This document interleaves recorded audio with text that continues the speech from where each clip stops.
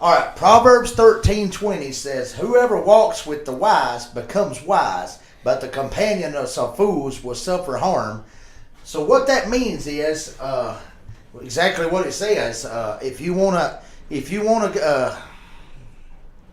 man, You want to restart? yeah, I can't get anything out of this. All right, well, go ahead. Yeah, I'm just keep rolling, and then we'll edit.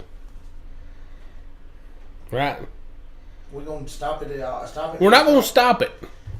We're going to just take off recording. We're going to go through our video. That way we got it. All right, so No, hang on. You got to count. You got to give it at least 3 seconds. The trouble is that it makes it so hard to edit. Does that make sense?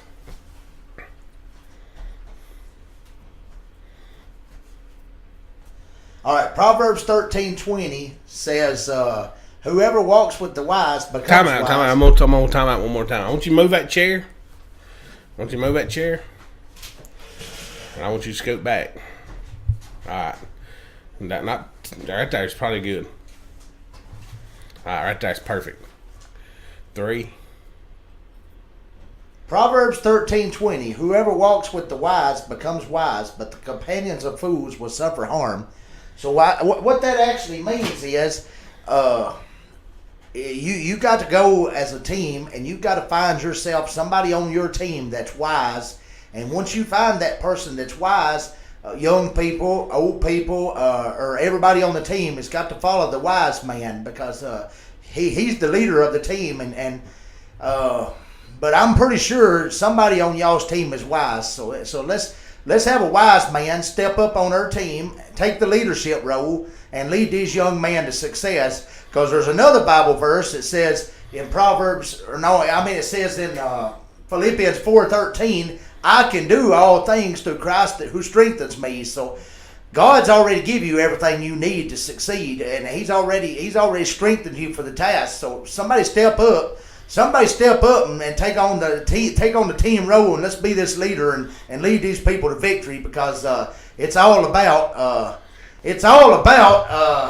leading your men to victory. You guys are 1-3, so somebody step up and be positive, and let's get these wins on the board, and let's go win that region, because Republic, they're a good team, and they're hosting us, and they think they're going to beat us Friday night, but I think they're full of crap. So I think it's time you guys take on the leadership role and go win this football game Friday. But in closing, the preacher Paul says, "Go Big Blue, get that win." Coming to you live from Hickman, Tennessee in Studio G. I'm Rusty B. And this is Paul Martin, and you're in the huddle. Hut. He got a little tickled on that in the huddle. Not sure why. He got excited a little bit there. I'm very excited. The reason is because I'm very excited to bring this show to you guys. I've been waiting for a long, long time. That's right. We've been waiting all weekend. Paul loves doing this show.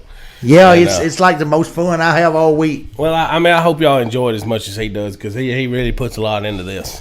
And amen. Last week, Paul, you're still smiling. We didn't have a whole lot to smile about when we talk about Gordonsville football, from the junior high to the high school. He's just tickled. I'm just happy. I just eat a cheeseburger. Yeah, he's going to make me laugh. Regardless, you went to the junior high game, was it Thursday night? Yeah, it was Thursday night. So you got 2 nights of Gordonsville football in a row. I actually got a pre-pass into the game and done something that I actually got a pre-pass in the game and done something heroic, but we're not going to talk about it on this show. But if y'all want to know about it, y'all can PM me on Facebook. I'd be glad to tell you about it if you really want to know. Yeah, just message Paul and he'll tell you all about his exciting journey. But anyway, the football team, they look kind of flat there for a while. I mean, outside of the score being 8-6, maybe in the first quarter, the other team, they brought the jet run, the jet sweep. Oh, you're having a little trouble talking. Right I'm now. having a little trouble talking. I actually went on a trip this week. Now, I don't want to talk about it, but I went on a trip and it got me all tore up.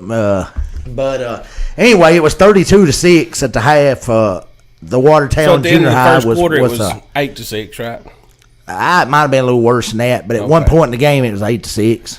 But they never quit, right? No, they were still competing. It's just a jet sweep or whatever. Watertown was just a little they better just couldn't football stop team. it because Watertown had some good speed and Hey, Watertown's really come up in the last 2 or 3 years. They've just yeah, kind I of mean their high exploded. school and their junior high both turned into Yeah. a pretty good team. So it's really not an easy task to play Watertown. Right. What are you thinking about now? The fan of the week. We've Yeah. had the fan of the week now. Paul's just excited about this fan of the week. He missed 1 week that he wasn't fan of the week. Y'all just have to excuse me. I'm just in a laughing mood today. I Paul's can't on hold that myself. I laugh. can't hold it in. I'm about like Beavis and Butthead. He's excited. I'm excited to do this show. So Paul, if I introduce laugh, it's just because I'm excited. Go ahead and introduce the fan of the week this week, and he's no stranger to the show. The fan of the week is my old buddy Drew Agee, which if y'all don't know him, he's Butch Agee's son, and he's a good kid. He missed a week being fan of the week because Because we had Matthew. He had a little Bush. incident where he got in trouble for maybe smoking. Yeah, but we've got that all And cleared up this week. he's and quit. He's doing a better job. We has got him on the kicked the right habit. path That's right. He's kicked the habit thanks to thanks to Paul your In Martin. the Huddle crew. Paul Martin. He's And Rusty kicked the Burton. Huddle. And I'm sure his daddy had a lot to do with that. But he's no longer smoking. Back on the straight and narrow. And hey, one thing I noticed in this picture, he's got the flattest flat top in town. Tribute to you, Don Todd. That's right. Don Todd, 615-683-6012. Proms, weddings. What else he do? He'd do anything. Just call and schedule an appointment with He'll Don. put you a Rambo or Rocky movie or whatever on his He will. little chick flick movie tape. 13-inch low-def TV. He'll put it on there for you. Rusty's put me But, on the spot. Congratulations to Drew Agee. Once again, fan of the week. I think we've just decided that every week when we say Drew, we're just going to take a picture of him and make him our fan of the week. Yeah, I mean the kid puts in some true dedication to the program, and he wants to be the fan of the week, so we'll let him. Right, that's right. He's dedicated to the show just as much as you are, buddy. Amen. But junior high, we don't really know their schedule for. They'll probably have a game this week, Yeah, Red Probably Bowling at Thursday. Red Bowling. Thursday night maybe Red Bowling, yeah. at Red Bowling. So if you got the time, get up there and visit Red Bowling Springs. Show up in the parking lot. Drink some of that healthy water. The parking lot. Is that what? That's right. The Show up in the Bulldog. parking lot. The parking lot. Get on up there and support the junior high. Probably 6:30 kickoff most times. Yeah. So Coach Petty, he's got a good group of young men there he's coaching, and hey, they took one on the chin last week, but they did what during the game, Paul? You were so excited when you texted me this. Well, I mean, the Kane Burnley kid, he had some good runs, and they'd run the Oompa Loompa 3 plays for The 22 Oompa yards. Loompa. Hey, I was never so excited to get the text, and Paul said they have run the Oompa Loompa. So Yeah. I asked him, I said, well, how'd it go? He said, well, we got stuffed. We got stuffed the first play, and the And second then- play we might have got 2 yards, and the third play, finally, 20-yard run. That's right. And we knew So- that play would work. We knew it. I mean, it might take you 3 tries trying it, but you try it enough, you're Oh, you- eventually going to get some room on it. The Water Boy. You ever seen that movie? Yeah, that's the Hey, Adam Mr. Sandler movie. That's right. Mr. Coach Klein has a playbook. And I'm thinking that maybe they stole that playbook from you. What? Well, I mean, you got a lot of good plays. You probably could have drew up some of those plays. Well, You know, yeah, that was the I key to probably the whole victory. The key to victory in that movie. Here goes my phone going off here. But regardless, they draw up some plays on the chalkboard. Coach Klein does, and they just, they look like they're just crazy plays, but they work. could. They do. You know. But anyway, we'll take a quick commercial break. Paul, you're still laughing over. Well, I'm happy. You're excited and happy. I am. He's excited. I can't hold it all in sometimes. Did you break the streak? I mean, what? Well, I mean, I didn't break the streak, but I mean, I'm happy, and y'all Hey, gotta being yeah. There's no, it's ready to be. It's ready to You can't even talk. Paul. What is wrong with you, man? just talk. You've been in a laughing mood. Paul's been in a laughing mood since I went and picked him up this evening. Well, I'm just happy about Gordonsville football. This time of year really brings us. Hey, we're coming up. We got some good region games coming up. Paul, quit laughing. I don't get it. I haven't even told a joke yet. And he's I don't get it. I can't hold it in.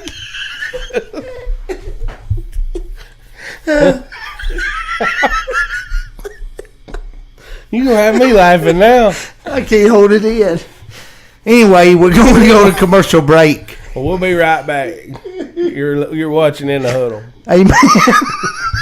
Amen.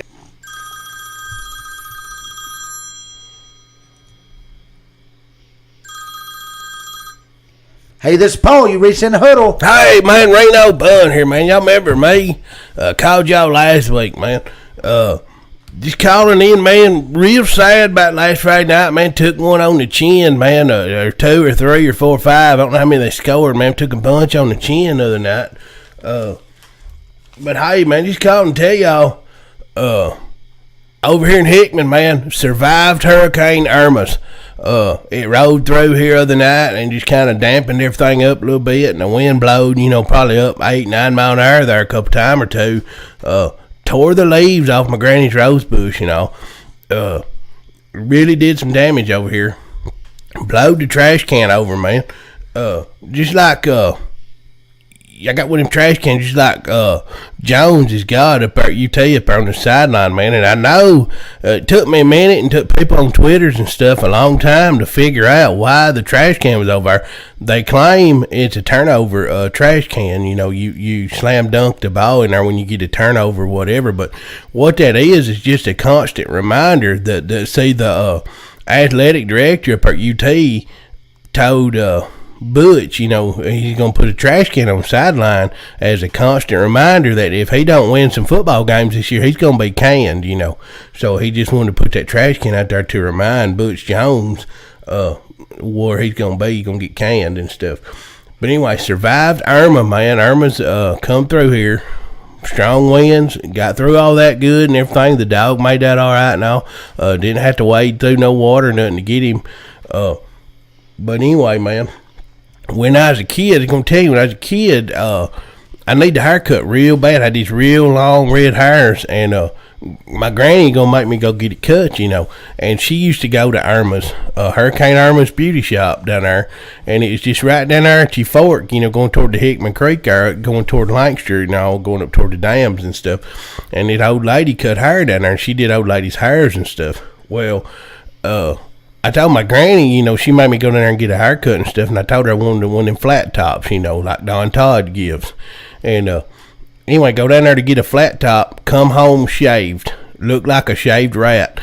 Not even my hair on my head, So last time I went to Hurricane Irma's beauty shop down there, because she messed up my mullet and stuff, cut my rat tail off and stuff like that I had. But regardless, man, went down to Creek Bank the other night. We took one on the chin. About halftime, I just, gave it up. I said, you know what? After they returned that kickoff after halftime, I said, you know what? Going to the truck, got my pocket fishing pole, keep my glove box, and just decided I'd go do a little fishing down there in the creek and stuff. Didn't get no bites or nothing, but hey, had a big old time down there. That game, looked up scoreboard, as I was wading up by the creek there, up over the bank, and going back to my truck, I looked up, and that game just got a little bit lopsided, like my ex-old lady, up top, she's a little bit lopsided. And anyway, figured out Friday night, we got to go down to the ghetto there. Gonna play, don't know if y'all heard the address and all that stuff, but it's right down there in the Marcy Projects, or what's them projects down there, I don't remember, but kind of just right in the middle of them. And, thinking about staying home, but don't want to miss no action in case something jumps off, kind of want to be there and stuff. Republican high school, they ain't got no wins yet. Been thinking, got that young coach, I heard, got a young coach, but listen, figured out a way they could win. And that's if they open up another school down there, another charter school called the Democrats. And if they'll open up the Democrats, I think the Republicans might be able to beat them. It'd probably be a good battle, and it might get some people involved. Had a big time other than that down on Creek Bank fishing. looking forward to Friday night. Got to get some of these WWWs going so we can get us a website. Need 2 more W's. We really need to string 3 together, because if you put WLWW in, it won't work. So we got to get 3 W's in a row, and then we'll get that GordonsvilleTigers.com. Takes 3 in a row. Regardless, man, got down at the gate the other night. Man, had the police there and stuff right there at the gate, and thought I was gonna get patted down for when in that place, but got up there and realized I bought my tickets ahead of time, and I looked over at that cop, and told him, man, wish I'd brought my bookcase. And he said, well, why would you bring a bookcase to a football game? And I said, well, that's where I left my tickets, was on the bookcase. So if I'd brought the bookcase, I probably would have been all right. Anyway, boys, gonna go down there Friday night. I want to see y'all pumped up. Get that band involved. Get them playing some songs. Man, really like that one song. They played it last year. Good song. Like to dance to it and stuff. Maybe if we can get that played again. I'm gonna go ahead and put that in. Put a request in. If you know anybody in the band, man, get that song played. And anyway, I'm hoping we get a W Friday night. And stuff don't jump off. Got my phone booked just in case. But I'll holler at you boys. I'll holler back at you. Be safe down there Friday night. If you need protection, just come to me, man. Got all kinds of shotgun stuff. Keep them behind the truck seat. Just come down there and holler at me. I'll help you out. But anyway, man, I'll holler back at y'all. Y'all boys keep up a good work, man. Keep doing the good shows, and I'll holler back at you. All right, welcome back to In the Huddle. Paul is over his laughing spell. He got a little, almost like a little girl to slumber party laugh going. Right. And just couldn't quit. He laughed probably about 5 minutes after we took a break there, because we've been gone a little longer than the commercial break length. Right. Because Paul just couldn't quit laughing. And you're finally over that. I am. Right. And you're ready to talk some Hartsville football. Right. We done talk about junior high. So we're going to go talk about Trousdale County. That's right. We didn't come out of there looking too good Friday night. We actually didn't play bad the first half. It was 14-0. 14-0 first half. We knew Trousdale was a good football team going down there. We knew it'd be a challenge. And we just didn't answer that challenge as well as some other people could have. Some other teams have. Friendship, they had a real close game with Friendship, 2016. 2016, they beat Trousdale. And Friendship's got a really good football team. Right. So, I think they beat Watertown when their quarterback was out. Right? 42-6. 42-6. And then they beat Lebanon 10-6. They beat Lebanon 10-6. So, Trousdale County is not a pushover. And we knew that going down there. Absolutely. So, not surprised. I didn't expect the score to be what it was, But all in all, we played well that first half. And actually, the second half, we had some missed tackles that kind of cost us. That's right. Well, they had 2 touchdowns late. So, take those 2 away. We'll make tackles and take it to 28? 28-0. 28-0. We was inside the 23 times. Right. That means it's 28-21. We score. Right. Right. Or close. So, all in all, it was a lot better football game than maybe the score indicated. Of course, we did some things well. We punted. You mentioned this. We punted well again. Right. Adam's been punting the ball several well. Inside the 20. Running game. How many yards we have on it? 135 yards on 33 carries. That was just for Braxton, right? Right. Had a few other rushing yards, but right. Not sure the stats on that. What's that put him up to on the season? 662. 662. So he's creeping on up towards 1,000. Right. We hope to get him that. A couple 200-yard games. Yeah, a couple more games, and then he could be potentially sitting at 1,000 for the season. Amen. We got 6 games left. Right. 6 games left. Because we're 1-3. Are they all region games? All but one. All but Jackson County. Jackson County's not a region game. So we got a lot of season left to play football, Paul. There's still a lot of season. So we got time to correct those mistakes. Right. We made several Friday night, and the kickoff after halftime really deflated. I think that kind of deflated us. And you and I said they would have been better off to kick an onside kick, maybe. Well, and that's in hindsight. You're playing a team that's out of region. You're down 14-0. So you really ain't got a lot to lose, to tell you the truth. I don't see that you have a lot to lose in that situation. Of course, you don't want to give your defense a short field any more of a challenge than they already have against Trousdale. But essentially, it's better to give them a 45-yard field than let them go all the way, though. Here's my theory on Hartsville, Trousdale County. All right. And if you get that bounce, then possibly you can make it 14-7. They're a scoring threat. It's a game. You're right.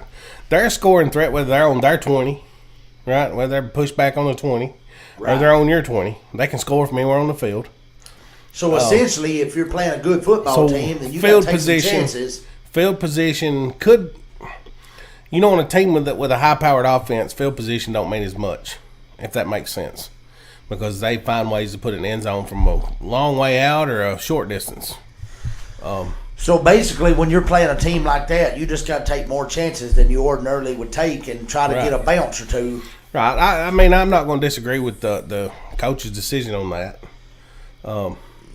One thing that's puzzled me over and this is not just high school football. It goes to college, NFL even. I think that's where the trend started was NFL. People throwing the football they get inside the 10, 15-yard line and start throwing the football.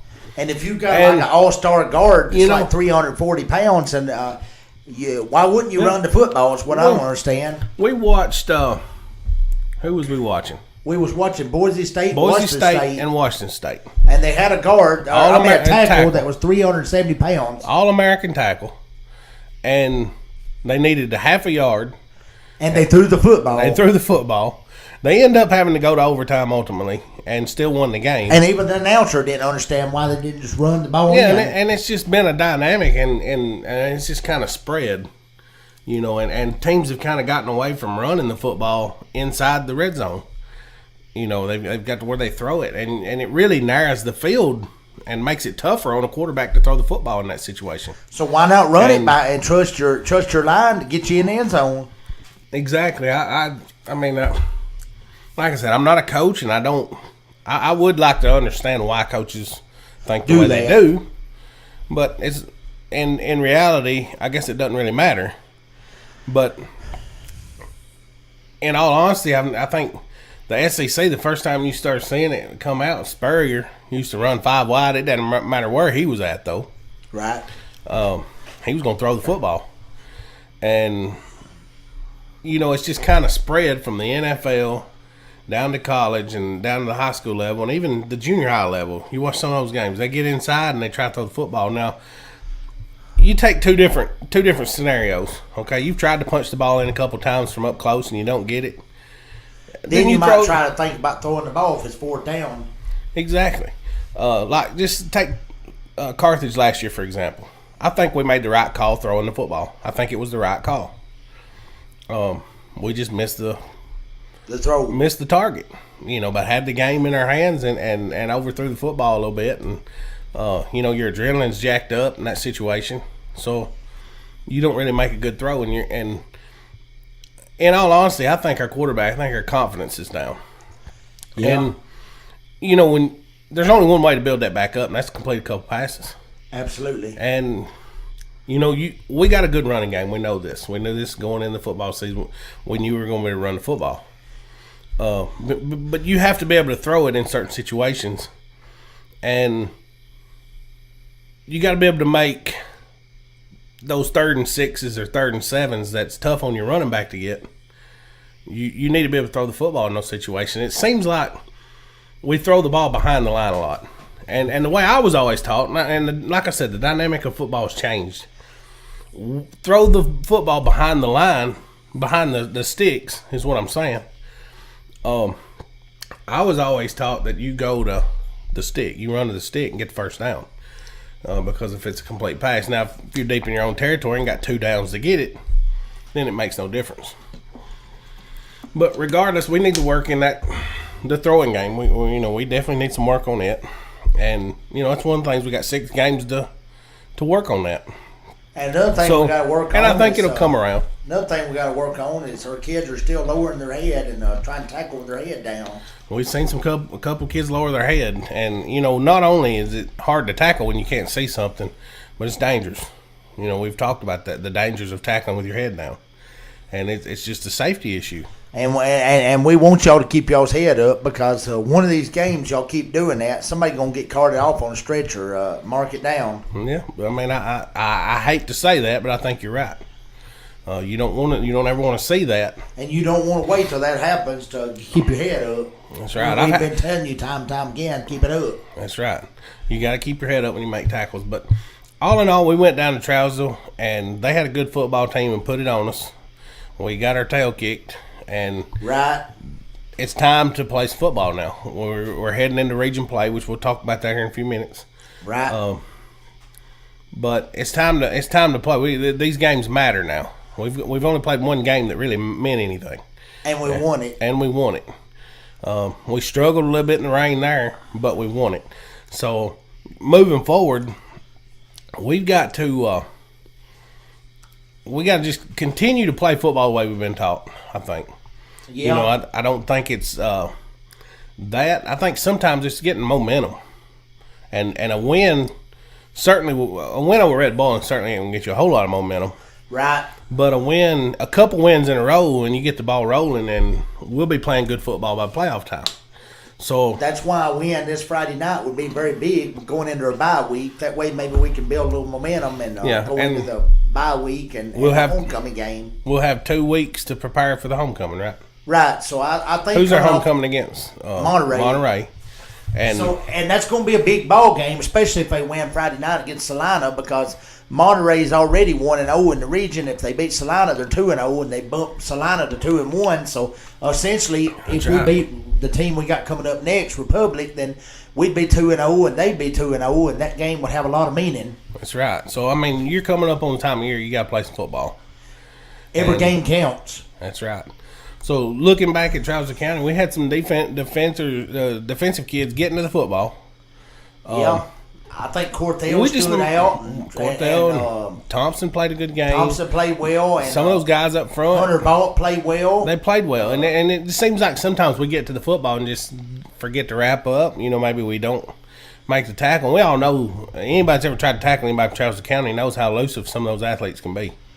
I struggle to tackle them myself, so I can't, to be honest with you, criticizing somebody for missing the tackle. To be honest with you, I can't say a lot about their elusiveness because every time we played that team, I was on the sideline and didn't get much play. I didn't get to play at all, so I don't know how elusive they were. I think Friday night they had us out. They had some speed on us. We still got 2 young guards playing on offense that, they were beating us off football, and when you're pulling. You got to be extremely quick. And another thing too, I heard Pope say from the tackle position, I don't know where they're coming from. So yeah, I mean they were all over the field. That lets you know they're coming really quick, and they're sending a lot of blitzes, and it's hard to pick up on all that where it's all coming from. We had watched Huddle last week, and we said that they were quick off football, and that's where they beat Lebanon. That's where they beat Watertown, and they had Friendship beat. Until the end of that game. And then they dropped a punt. And they were beating Friendship off football. So they were really quick off football. And we said going in that week we had to be quick off the football. And I think, we got whipped off the football, literally. Yeah, I mean, we were just a little bit slower than they were off the ball. And it paid off for them. But regardless, that's going down as a loss. It's a non-region loss. So really nothing unless it comes down to a tiebreaker. The tiebreaker.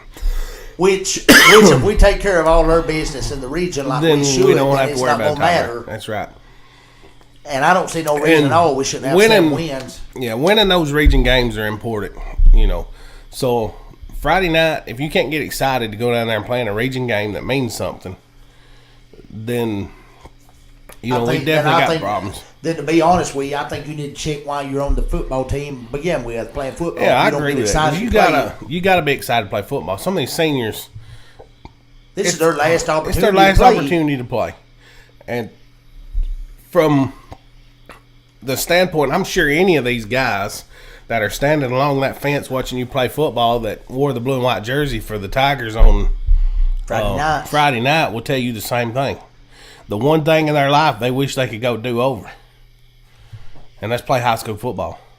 Yeah, and some of these guys are walking around with bad knees and bad backs from it and bad shoulders. Myself, I had a shoulder surgery. You know, I told a guy earlier during the week, I said, you ask anybody that ever played Gordonsville football before, what do you miss most about school? And they tell you putting on that uniform on a Friday night. It's the one thing they miss more than anything else. And, you know, I think sometimes they don't. It's hard for a kid to understand that, you know. Until it's over and done with. And when it's over and done with. He realizes, I should have tried harder because now it's over. Yeah, because that's the one thing that you can't go back and do. And most of these kids, you know, we're not looking at a lot of college athletes out there. Most of them time when they take them shoulder pads off for the last time, that's going to be it. So that's still a ways away, at least 6 weeks away. Win these region games, you push it to 7. Survive from there, and you know the possibilities you'll get to play that extra game. You know? So y'all need to take these games serious and go out there and try to win your region. That way you could push your maybe senior season to maybe 2, 3, maybe even 4 more games. Just extra games. That's right. You control your own destiny and your own legacy by how hard you play. So if you put in the work during practice and during the week, then you essentially could win all these games. But I mean, you got to put in the work. You can't just go out there lollygagging around expect to get anything done. That's right. But regardless, Paul, that game's behind us. Non-region doesn't matter. Right. Time to move forward. So we're going to take a quick commercial break once again. Well, maybe Uncle BS is going to bring you some stats for the upcoming game against Republic, who we really don't know a whole lot about. Right. But he's got some intel. And we're going to start off with that here in just a minute. So we'll be right back. You're listening to In the Huddle. Hut. Welcome to the Uncle BS Statistical Research Group. This week, we're playing Republic. And Uncle BS says that Republic High School is a charter school located on Brick Church Pike in Nashville. Republic plays their 2 home games at the Old Tennessee Preparatory campus on Foster Avenue.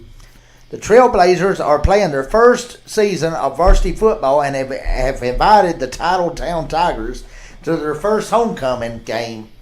Laugh out loud. Now, if that doesn't piss you off, you have no idea what being a Gordonsville Tiger means. The Trailblazers are led by the first-year coach, Weldon Garlington, who at 24 is the youngest head coach in Metro Davidson County and quite possibly the world. Garlington started at Brentwood Academy and then started at Brentwood Academy and then at Tennessee Shoe State. Now to the game. If the Tigers, did you let it go off? If our Tigers don't head to the big city and pimp smack a first-year program with a 24-year-old calling the shots on their homecoming, Uncle BS might blow up this old compact presario and never provide another statistic. Tigers right the ship this week in a big way. Tigers 48, Trailblazers 12. All right, welcome back to In the Huddle. Paul hadn't had any more laughing spells. Right. We just heard from Uncle BS. His little research group got us some stats and intel. Paul, they got a young coach. Yeah. And where did it say he started at Brentwood Academy? Or, yeah. And TSU? Something like that. Well, the kid's probably an athlete. He probably knows a little bit about football. Yeah. What did you say? He's the youngest in the state? Yeah. Possibly the world. Yeah. So, it puts he's got a lot of weight on his shoulders. Being his first, I guess their first year of football, and they choose us for homecoming. Yeah. Mistake number 1, right? Right. And we're gonna kick some tail this week, right? That's absolutely right. I hope so. I got a little faith we're going to, regardless. Yeah. Paul, coming into this, we really didn't know a whole lot about Republic. Even back in the spring, we talked. We looked over some of the realignments and things like that they do back in late spring, early summer. And then all of a sudden we got this mystery team named Republic nobody knows shit about. And don't have a clue anything about them. So all we know we learned a little bit about them last week. We did get to see a little bit of film on them. So Oakland just pretty much took it upon themselves to whip their hind end last week. 70-6. Right, and then Salina in the monsoon game, they pretty well put it on them, but they did have some good looking athletes. One of their kids had about a 15-20 yard run on a play. Yeah, they do got some good. And they found the end zone. They found the end zone in both those games, so they can find the end zone. So don't take them too lightly. That's right. They're gonna find a way to score on you. And, granted, they may have scored late in the game on both of them, but regardless, they're still out there to play football. And they're not quitting. They're not quitting. That's right. They're not giving up. One thing I noticed when you look on the sidelines, you don't see a lot of kids standing on their sidelines on those films, 10 or 12 extra players. But you don't really expect that out of a new school. But the more they get successful in football, more people come out. From what I understand, this school takes on 150 kids a year. And then in the next realignment, they're going to be on up, 3 or 4A. Really? Yeah, they'll be the next time they realign, which will be 2020. They'll have, if you add 150 for 4 years, what is that? Like 750 kids or so? 600 kids. So, I mean, they're going to be a big school one day. And it'll be kind of like a Mount Juliet Christian. Years ago, we used to whoop the tar out of them, and then now they've got a good football team. Absolutely. Just kind of built up over the years and added more students. And the more you get more students and you get more people involved, the better a football team you can have. That's right. But everybody's got to start somewhere. That's right. They got to start somewhere. And, I think putting them in our region, I'm not going to complain because it's a good spot to start. We got some good competition in our region. And regardless, this is going to be a big ball game, and I think one that we need to take care of business and get a win in. He said the school was where Brick Church Pike is where the school is, but they play at the old Tennessee Preparatory Academy. So that is 1162. If anybody out there don't know where it is, the address is 1162 Foster Avenue in Nashville. And I actually have that pulled up here. Let me see what I can do here, and I'll go ahead and show you that on Google Earth here. And this is kind of what the facilities look like. And maybe to give you some idea at least where you're going come Friday night. They got a little bit of parking. Maybe they can fit all of Gordonsville in this little parking lot. I'm looking for the projects. I don't see any on the map here, Paul, but that could be a good thing. Regardless, we're gonna give Pat Warren some special instructions. Let me go ahead and get the directions here. And we're gonna go ahead and give you some special instructions, Pat. Don't do any booms and bangs. We're not gonna do any booms and bangs. It says it takes an hour and 8 minutes to get there from Gordonsville, Tennessee. You're gonna take off, drive 48 minutes on I-40 West, and we're gonna hit US 70 West and I-40. And I wish, sometimes maybe I can get it to show an exit. So y'all gonna probably have to leave about 3:30 that day, maybe even 3 o'clock. So I don't see an exit number. Is that about what you figure? About 3:30 that day they'll be leaving? Road. Yeah. Regardless, this has got us going some crazy route for some reason. Maybe I've pulled this over. Let's pull that back. Now maybe that's a little bit better. It says it's 48 minutes on I-40. And then you're going to get off I-40 and go down a little bit. Let's just zoom in here. Let's give the fans something to check out. So we're going to go almost into downtown. Yeah. We might be able to see the skyline. In case some of y'all are wondering, I'm getting a little tired. But it doesn't look that difficult. It says you're going to get on the Spence Lane here. So you're going to get off Spence Lane and go down Murfreesboro Road and get under you're going to go under 24 coming up and going down a little bit. And Foster Avenue. I'm diabetic, by the way. That says that's Mensler, I guess. And this is Foster. Part of being diabetic, so, get tired. Paul, I'm trying to give directions here on the screen. Give directions. Good directions. But anyway, don't look like a bad trip. Maybe we will go down there and win. Maybe we'll get a victory, Paul. I'd like to get a good victory. We need, 2 more W's to get the website. So, regardless, we're going to play a team we really don't know a whole lot about. Except they run the flat pass. They run the flat pass a lot. About the only thing that quarterback can throw because he's about 4 foot tall. He actually threw a couple downfield, and he just kind of threw them up there, and I think Oakland picked him off. So if you're in the secondary, have your head on a swivel because the balls, they're going to toss it up, so I promise. Amen. And the quarterback looked like a real athletic kid. You know. He did. But anyway, let's get back to this. We're going to talk about Pat Warren. All right, now Pat's notorious. Booms and bangs. Pat Warren's notorious for yelling boom and bang. And I'm not real sure about this part of town, not 100%. We are going to be in a big city, so when you yell out bang, something could go wrong. You know, if any fans out there, you know, take your cowbells, cheer, do all your cheering or whatever you got to do. But if you happen to have a flak jacket, maybe some bulletproof vest, maybe your gun, keep it in your pocketbook or in your back pocket. You know, just go ahead and take it. Just be prepared for anything. If you got a phone book, if you're you know, you can't afford the bulletproof vest and all, you can take the yellow pages and stuff them down inside your pants and take some duct tape and wrap around it. And, you know, it provides good, you know, protect your vitals. You know, Paul, me and you, we'd probably need about 3 of those phone books, you know, to wrap around us. But if you're skinny, you might could get away with maybe the DTC phone book. And it makes it real hard to stab through all those papers. Cause nothing else where you have security pants. Whatever that is. What's security pants, Paul? Just dress up like security and maybe it'll fool them. Oh, so you're saying if we impersonate a police officer, then they might be a little worried. That may be illegal, but we're going to have to check the legalities on this. It's a good option. Good option. Maybe get some police riot gear, anything you got, because we really don't know where we're going on this. This is our first trip down there. I got one question, Paul. He's dead. Well, what kind of spider was it? Another one of them bad ones. Brown recluse or something? Well, it was one of them fast-moving boogers. Did you get him, though? I got him. Did it take more than one stomp?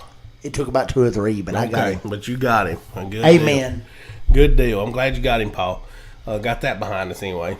That's 3 we've killed this year. That's 3. We've killed more fluorescent light bulbs than spiders, though. We've took out 4 of them.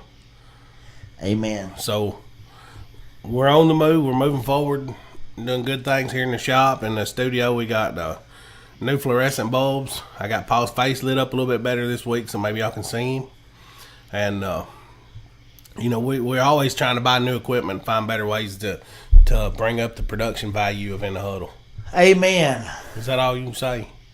Yeah. Amen. You're going to preaching. You're going back to preaching. You want to do a preaching segment at the end of this? No, I'm good. Just keep the one at the front. Keep the one at the front. All right, because I'll turn you loose and just let you preach. I'm good. Because everybody needs a little preaching. I'm good. So, Paul, what do you expect going in this game? I mean, we're going to win. I expect to win. Ground pound it. And I tell you something else I expect. I expect Adam Goolsby to throw his first touchdown pass of the season. You're going to go out and make a bold prediction. That's Paul's bold prediction. Adam Goolsby throws a touchdown pass this week. Might not be a bad prediction this week. We do need to work on that. If we get, you know, keep it on the ground, get you a good safe lead, and then start working on that. That's play action pass. There goes Bill for a 60-yarder. It's going to be Bill. McKinley's going to get behind him. He's got behind the defense every game. It's going to be Bill. I've got a prediction. We got to get that football just another yard or 2 down. But it don't really matter if it's Bill or McKinley. He's going to throw a touchdown pass. As long as it's a blue and white jersey. Amen. We then gets an end zone. We're going to cheer for him. That's right. Anyway, I expect, you know, maybe our special teams. What's our kicker now? He's still perfect on the year. Halliburton's still perfect on the year. Levi Halliburton. As in the pants. He's got some speed, too. Kid's got some speed. And, you know, Braxton, I expect him to do what he does. Run well. And we're going to expect the quarterback step up and throw well. Receivers, you got to catch the football. And sometimes you just got to get a little dirty for a football. You got to lay out and get one. As far as tackling, you wrap people up and you throw them on the ground. That's right. We got to wrap up. You know, at Trousdale, we struggle to wrap up. And keep your head up. And you got to get more than one person to the football. You know, last week that became a problem. we were only getting one kid to the football, and it takes two sometimes to bring down a good running back. And Braxton is an example of this. Typically, one person will not bring that kid down. The only reason they was tackling that kid is because they had the whole daggum line on him. And everybody in the state knows it's coming. They know Braxton's coming. You can't fault the kid sometimes for getting hit at the line of scrimmage because they know it's coming. So sometimes as maybe a blocker, you got to dig down just a little bit deeper and hold that block a half a second longer and give that kid a little more time, and he's going to get you some yardage. He's a workhorse. He wants to win football games, and he wants to score touchdowns. And that's what that's the kind of kid I want in my backfield, a kid like that.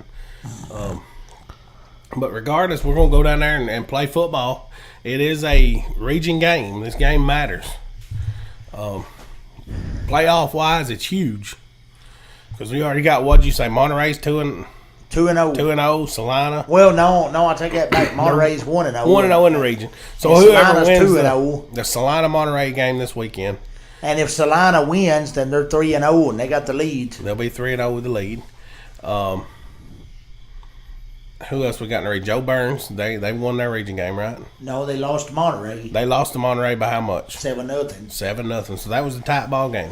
Yeah. So we're really gonna start being able to see the scale as soon as some of these scores start coming in. I expect Salina and Monterey to be a fairly decent game. I do expect Monterey to win that. So Monterey could be who we're playing for it all. If we win football games, and that's the goal, is to win these region games. All the non-region games are behind us but one, which is Jackson County. We'll have a week off next week, right? Right. The next Friday night. Then we'll come back and have homecoming. Yeah. Against Monterey. Yeah. Then is it Jackson County? No, it might be Pickett County next. Pickett. And then we're going to finish up with... Well, maybe Joe Burns after that. Then Jackson, and then... Salina. So, not an easy road ahead, but not an impossible... the impossibility of winning out from here is not impossible. Right. Is what I'm saying. And I expect to win out from here. But you got to work at it. And you have got to put in the work. That's right. You can't just take it for granted you're going to win out, or you won't. That's right. But as the team, talk about the teams we mentioned as the Gordonsville Tiger, these teams don't beat us. You know what I'm saying? We have got to go. We carry a lot of pride in teams that don't beat us. You know, and you've got Monterey's beat us once or twice over the years. Probably 3 or 4. In the modern era. Probably 3 or 4. You know, I remember the first time we lost to Monterey in 20-something years. It was just... Don't talk about that. That was the year I played. It was devastating. That was the year I played. Well, Paul, you let us down, buddy. But I wasn't on the field. But actually, Monterey had a good... You were part of the team. It doesn't matter. I was part of the team, but I wasn't on the field. It doesn't matter. You all take the blame. You're responsible for preparing the main team to play football through the week, and that's your job. And we lost 16-12. Yeah, heartbreaking loss, but they had a decent football team that year. But still, I think we should have won that game. But that goes to show you, though, you can't take for granted no ball game. You cannot take for granted any football game. That's right. So, anyway, just in closing here, Paul, we talked before we close this down, let's talk about what the cheerleaders' role should be on this football team. The cheerleaders, the fans, the band, all of it. I think we need to discuss that. We're gonna get the cheerleaders in this episode. What's Yeah. The cheerleaders, the bands, and the fans' role in your opinion? Somebody asked you Friday night, Paul, what'd you see? They asked you, Paul, what'd you see? We talked about what we seen on the way home. And here's what I seen. We played good football the first half. They come out, the second half kicked return the kick. Right. Deflated our ego a little bit, and the whole team just kind of got down. The cheerleaders just kind of give up. They were still cheering a little bit, but they were waiting on the band to play. And the band didn't play for the longest. You know, they take a break. They got to have a break, timeout. The football team gets 3 timeouts for, 30 seconds in each quarter, but the band gets 30 minutes, 45 minutes. Yeah, and I actually wondered why the band wasn't playing during some of that. I was like, why are they not playing? Yeah. But regardless, the band means a lot to a football team. And one thing I've noticed, of course, this year and last is the band last year would play while we were on offense. And, when you're trying to call a play and get a run a play in, it's kind of hard to hear sometimes with the band playing. So typically the band plays while you're on defense, and there's certain rules and parameters you can't play during certain, that's just how it goes. But when the band would play, the cheerleaders would dance. This was like they were waiting on them, and then the cheerleaders were just kind of staring at the band. Now, another thing is fans, you got people still sitting in the stand. We talked about this last year. They're sitting in the stands on Facebook. Like they're not even interested. And they're looking at other scores across the state, And I understand sometimes when you're getting beat, it's hard to the players almost have to give you something to cheer about. Right? But essentially the fans essentially show up to cheer. But essentially though, and the cheerleader's job is to cheer. But essentially though, Rusty, I've played football before, and it's the fans' job sometimes to put the energy into the players. Yeah, and it seems to go hand in hand though. When one does well, the other does well, and it works together. It's a program. It's not just a football game. And the entire program gets behind it, and you cheer and holler, and whether it's good or bad, a lot of times, everybody's entitled to their opinion. I mean, just because you're down maybe 14-0 on a scoreboard don't mean you can't continue to cheer and holler and try to get your team fired up. Because, I mean, even though I was hollering some stupid shit the other night, I was still hollering. Bleep! We didn't beep that out, but, yeah. I was still hollering. Paul, we put a band, just for the listeners out here, we have put a band on Paul. From the 30 to 30. From the 30 to the 30. He's annoying the coaches and the players when he yells out stuff like, what was you yelling the other night? Pee-wee, or not Pee-wee. Ernest P. Worrell. Ernest P. Worrell. So I put a band. I told Paul he'd be walking home or finding a ride Friday night. If I don't do it just in the red zone. If I heard him yelling between the 30 and the 30, anything stupid. Now, that's not to say he can't cheer if we make a play and some kids out there, hey, good tackle, things like that, not before the play ever happens. And we're going to cheer for him after the play. You see what I'm saying? Or Jack, if it's 3rd and 1, tell him, you know what I'm saying, get in there and stop him, That's just cheering. But when you're hollering Ernest P. Worrell, and we got 5 viewers that actually some of the people that watch our show didn't understand what Ernest P. Worrell meant. So, I'm just saying, sometimes what you yell is as important as, as not yelling anything at all. Sometimes you're better off yelling nothing than you are Ernest P. Worrell. Because we all know Ernest had heart. Right. And he put everything he had in acting stupid, and he was a good character. About like me. Brave. Acting stupid and brave. And he was stupid and brave. Not even care at the time. But y'all have to understand too. When I'm caught in the moment, sometimes I have a hard time keeping myself under control because things just happen. Yeah. Well, just remember Friday night, if you need some control, just say, "Listen, I'm gonna have to walk home through the ghetto if I actually slip up and yell Ernest P. Worrell or something during the show." Unless it's in the red zone. In the red zone. Well, Paul, have you got a play drawn up for us this week, or nah? You ain't got nothing drawn up. No. Well, next week, your challenge, we're gonna start doing this every week. We're gonna have a play of the week with Paul Martin. Well, I can't do this. Yeah, we're gonna add this in. I'll help you along. Well, help me out. We're gonna just start a new segment called Play of the Week with Paul Martin. You gonna draw me up one? I'm gonna let you draw it up. You gonna tell me what we're doing? Yeah, but we'll start this next week. We won't really go into that this time. We're kind of running out of time, getting a little right. long time. But I have trouble drawing pictures. You have to help me draw because I have trouble getting everything. Maybe I can get do like the weatherman and get it drawn up where you can just draw it out on the screen. I'll work on that. Maybe we can show something up there. I don't know why we're doing it though, because they're not gonna run them, right? I doubt it, but it'd be not. Coach Petty will run them. I mean, he'd run the Oompa for you, Paul. Yeah, he did, and the flat pass. And the flat pass. And we scored. So I mean, you can't really just go out on a limb and say they can't run the flat pass. You want them to run what last week? The Dairy Queen. Yeah, but maybe they'll throw. Well, they didn't have time. At junior high don't have a whole lot of team to work on a whole lot of time to work on this. They practice 3 hours. High school. Well, they didn't have a whole lot of time to work on it either because they're done practicing on Wednesday evening. Okay. So maybe they can throw them in there, this next week. and work on the DQ or whatever you call it, Dairy Queen. Yeah. Yeah, I heard you hollering for that play. And like I said, they hadn't had time to work on that. And regardless, we got a football game to play Friday night. Get up Thursday night and go to the junior high game. At Red Bowling. 6:30 kickoff. Yeah. From Friday night, head down to 1162 Foster Avenue. At Republic. It's the old Tennessee Preparatory Academy. We play Republic. They're homecoming. We're going to spoil it. And wear blue and white. Take your cowbell, your gat, your phone, your shank, your phone book. Maybe a gun. Protective goggles. Just whatever you need. Whatever you need to defend yourself. Some kind of riot gear, maybe a riot shield if you got one.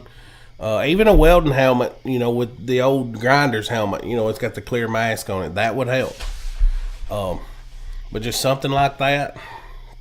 And be prepared for anything. Paul Martin didn't just go bare and another thing we didn't discuss. They had that little parking lot, and sometimes maybe we had to in Nashville. Sometimes you got to park along the streets.